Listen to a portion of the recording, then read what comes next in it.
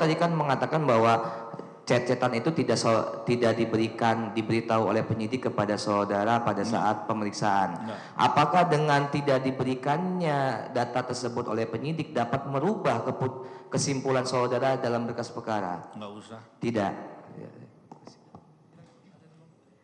Terima kasih Yang Mulia. Kami hanya mohon petunjuk Yang Mulia. Mengenai kata-kata WA tadi, karena kami mencoba mencari di berkas tidak ketemu. Yang katanya nanti kalau ketemu ciuman ya, mohon petunjuk aja Yang Mulia. Karena kami tidak menemukan di berkas di mana adanya.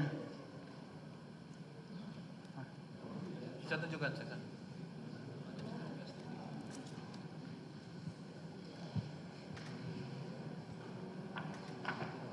Ada di WhatsApp ya Mulia. Mungkin perlu dicari lagi sama penasihat hukum karena itu bukan beban pembuktian kami, cukup kami sudah merasa cukup untuk membuktikan. Sudah kami cari nggak ada.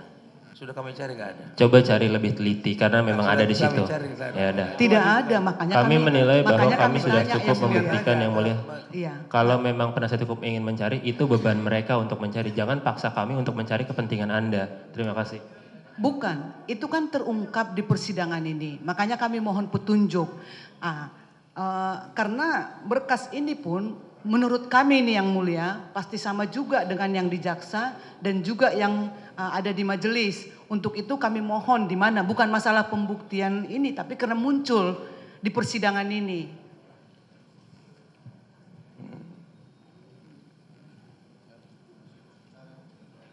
Kalau tidak selain ini dicari, ini juga siapa tuh saksi yang siapa namanya orang tua Darmawan, orang tua Jessica, maaf orang tua Mirna. Pak Darmawan Salihin. Ada. Sambil mencari.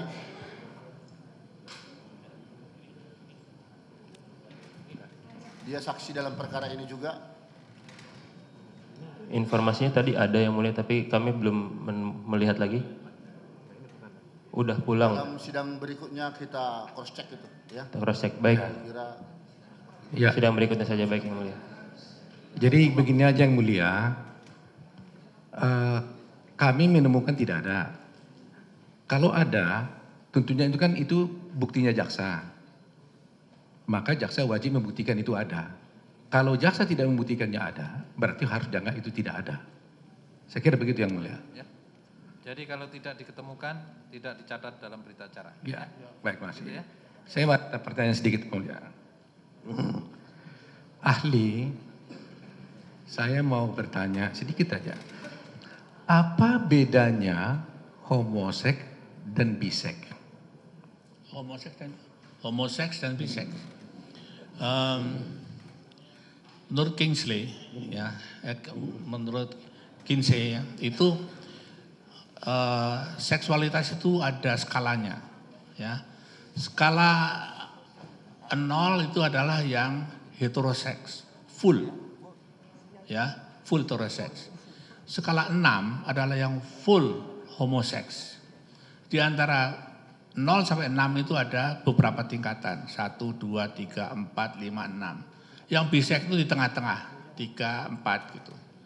Makin ke 6 makin cenderungannya ke homoseks, makin ke 0 cenderungnya makin ke heteroseks. Gitu. Jadi kalau homoseks itu dia berhubungan sesama satu jenis saja. Kalau Ya. homoseks ya, Ya. yang full gitu ya. Mungkinkah yang homoseks itu melakukan mengatakan seperti terdakwa ini dikatakan seandainya ini dalam ilmiah lain ya, perempuan lah kita bilang ya, homoseks dia kan mau berhubungan secara dengan sesama jenis. Bisakah umpamanya juga ternyata dia juga adalah pacaran sama laki-laki lain? Itu kalau pacaran begini, ada pacaran itu sambil kamuflase istilahnya.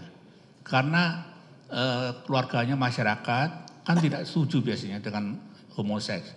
Kemudian dia seakan-akan heteroseks. Kalau Gitu. seakan-akan. Tapi bisa juga dia biseks. Kalau bisek dia memang bisa Bisek, dua-duanya. ya. Tapi kalau homoseks kecenderungannya tidak berhubungan dengan Ya, kalau laki-laki. bisek, kalau untuk Kalau homoseks tidak berhubungan dengan laki-laki lain. ya, Begitu ya. Artinya kecil kemungkinannya berhubungan dengan ya. laki-laki. Makin pacar. besar makin 6. Ya. Makin kecil ya makin ke 0. Ya karena di sini tadi ahli itu mengatakan bahwa dia kan punya pacar 2 kali bertahun-tahun. Dan tidak ada bukti pula sebaliknya bahwa dia punya pacar perempuan gitu loh. Jadi yang ada buktinya pacaran dengan laki-laki, sedangkan dengan perempuan tidak ada buktinya gitu, ya kan? Nah, kemudian ada pertanyaan daripada Dr. Rini Wawor yang ahli kutip, sehingga tidak pernah terbersit untuk mencari pacar. Ini kesimpulannya Bro Wawor. Buatnya pacar akan mengganggu karirnya.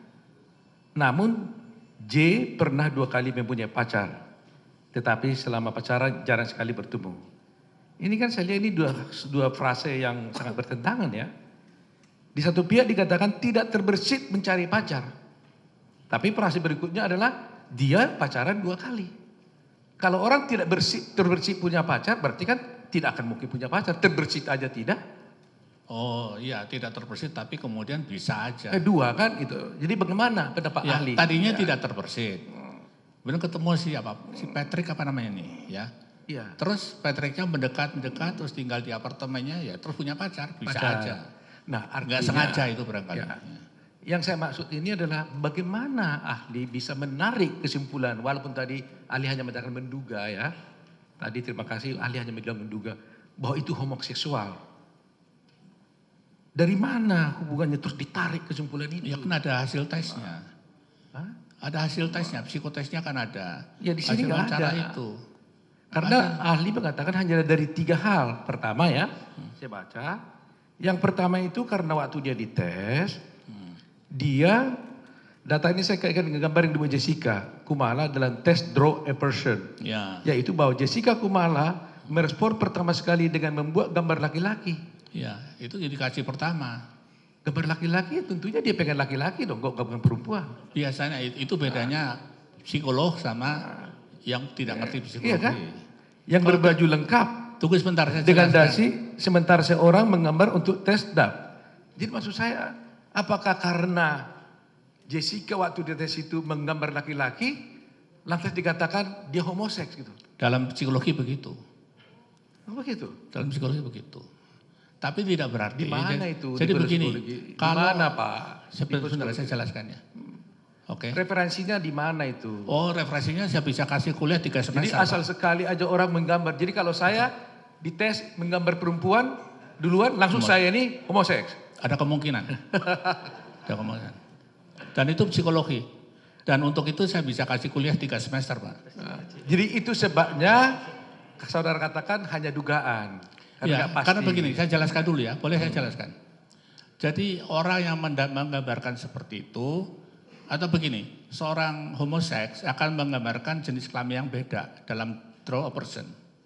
Tapi tidak otomatis orang yang jenis kelamin berbeda gambarnya, otomatis dia homoseks. Tidak seperti itu, karena itu harus di cross check dengan tes lain, dengan observasi, dengan segala macam, ada metodenya banyak. Apakah saudara tahu waktu ini disuruh menggambar itu diperintahkan apa oleh yang menyuruh?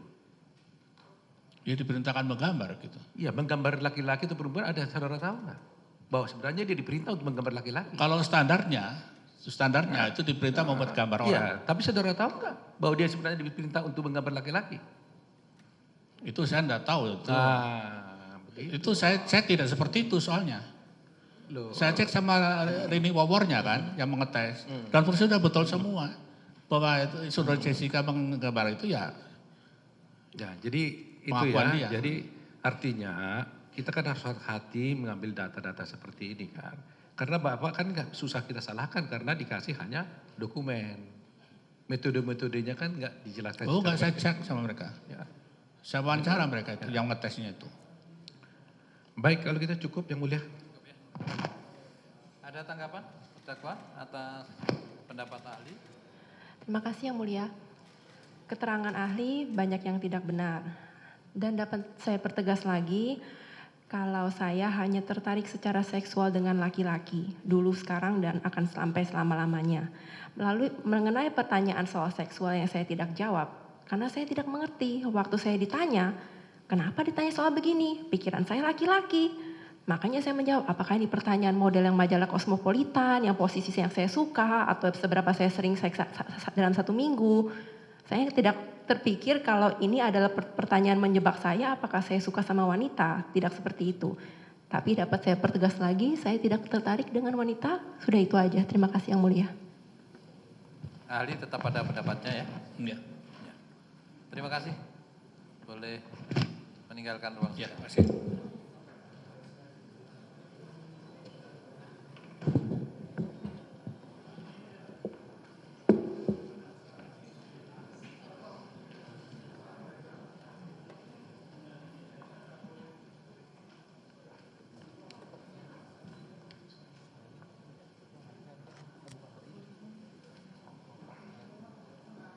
Silakan terdakwa untuk duduk di kursi.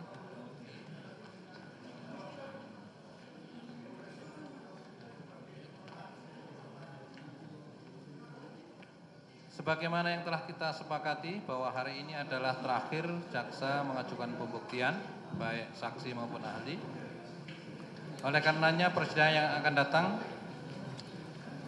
akan kita beri kesempatan kepada penasihat hukum untuk mengajukan buktinya. Apakah ada yang mau disampaikan oleh penuntut umum?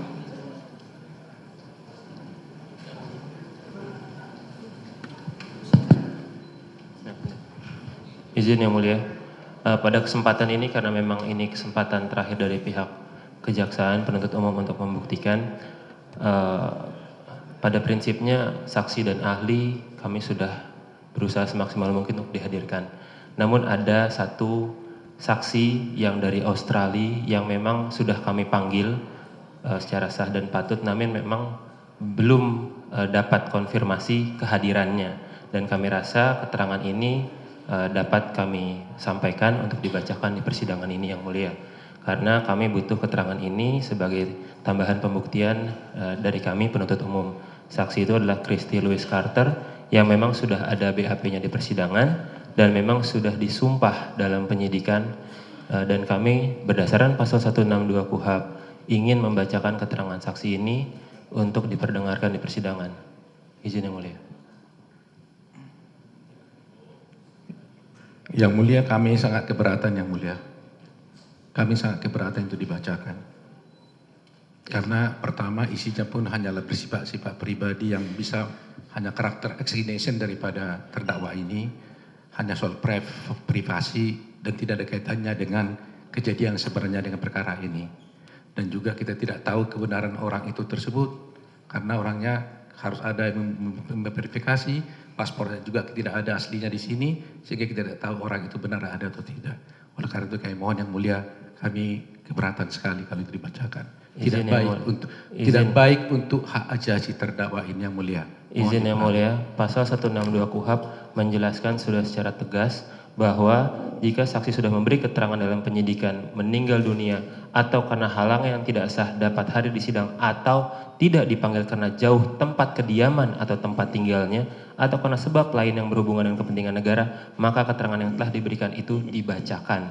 Ayat 2-nya menyatakan jika keterangan itu sebelumnya telah diberikan di bawah sumpah, maka keterangan itu disamakan nilainya seperti keterangan saksi di bawah sumpah yang diucapkan di persidangan.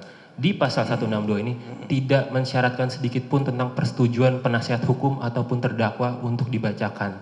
Ini bersifat otomatis dan secara gramatikal sudah tidak dapat ditafsirkan lebih. Ini adalah hukum acara yang kita gunakan dari awal sampai sekarang ini dan sudah disetujui kita semua bahwa kita menggunakan KUHP sebagai landasannya. Oleh karena itu tidak ada alasan yang objektif atau logis dari penasihat hukum untuk menolak keterangan kami ini untuk dibacakan Yang Mulia. Terima kasih. Yang Mulia, saya setuju dengan pendapatnya penuntut umum ini. Dia mengatakan tadi kalau sudah dipanggil ada halangan yang sah, maka bisa dipertimbangkan. Sekarang kita nggak tahu ada alasan yang sah itu karena tidak ada surat dari yang bersangkutan bahwa dia punya halangan. Izin Yang Mulia, itu keliru karena kami menggunakan tidak dipanggil karena jauh tempat kediaman atau tempat tinggalnya. Ini bukan hanya kita tidak memang, kita sudah memanggil malahan. Kita sudah memanggil dan sudah ada dari kedutaan. Sudah ada panggilannya secara resmi. Itu sudah kami upayakan. Bukan cuma tidak dipanggil. Itu adalah alternatif pasal 162. Salah satunya tidak dipanggil karena jauh tempat kediaman atau tempat tinggalnya. Keberatan kami itu beralasan yang mulia. Lewat legal attaché of Amerika. Legal attaché terus kali ini ya. Dengan komunikasinya dan diplomasi. Melalui ini lewat kedutaan.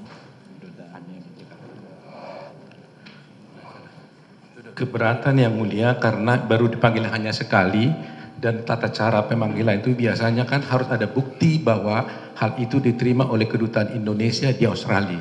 Itu tata cara yang sebenarnya.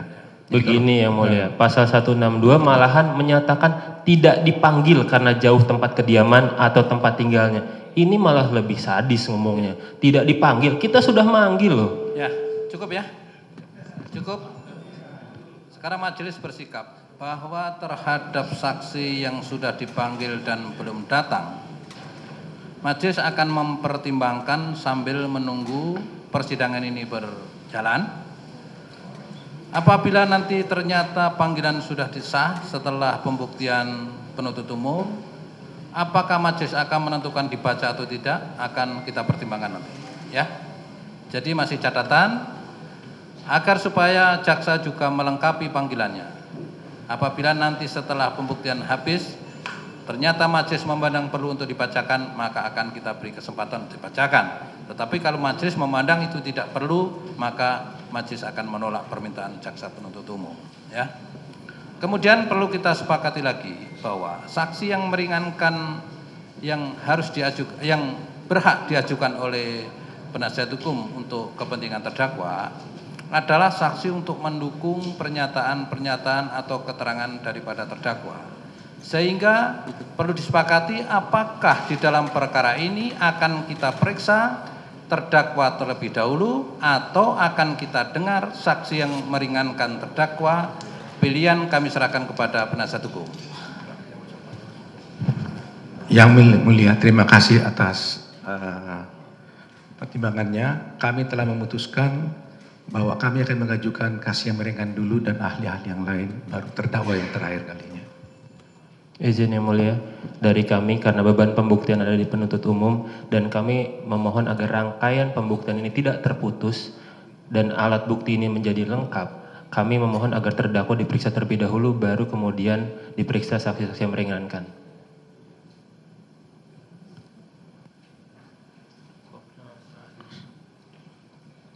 Keberatan yang mulia karena ini sudah fase kami, tentunya kami yang menentukan.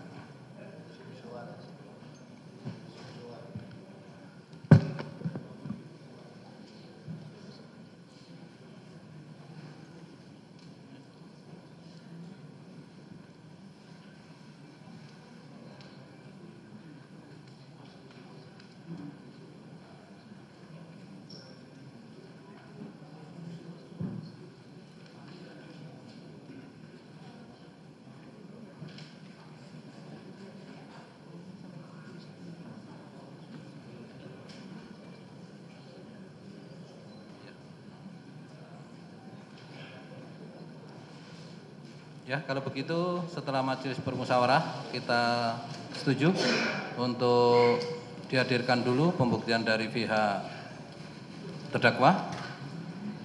Sebagaimana telah kita agendakan bahwa penasihat hukum diberi waktu 6 kali sidang ya. Coba.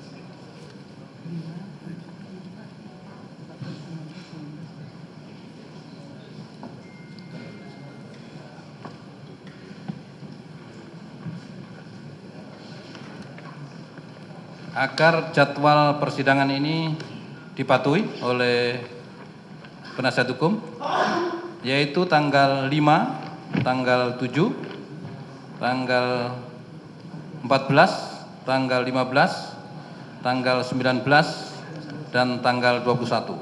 Ya.